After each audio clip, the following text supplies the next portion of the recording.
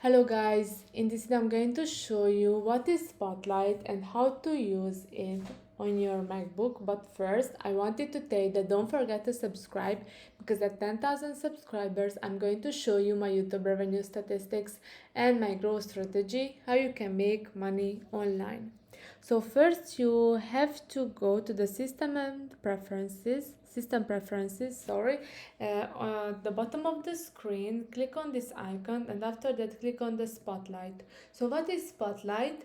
Spotlight helps you quickly find things on your computer and shows suggestions for the internet, music, app store, film show times, locations nearby, and more. Here you can see only selected categories will appear in Spotlight search results. So here you have to select these categories, and you can see the privacy section. Click on that. So what is privacy? So prevent Spotlight from searching these locations, and you can use like click add plus or drag a folder or this into the list below, which is really great.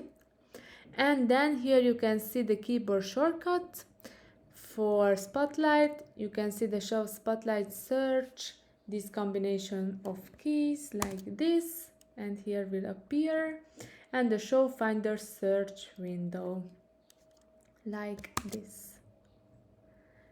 Alright, so it's working. You can turn on and off, use keyboard navigation to move focus between controls, press the tab key to move focus forward, and shift tab to move focus backward. Alright, so this is not related to the Spotlight, but this is really great if you want to check out your keyboard settings. Here you can do that. I hope this video was helpful for you. If it was, please consider subscribing, and see you in the next one. Bye bye.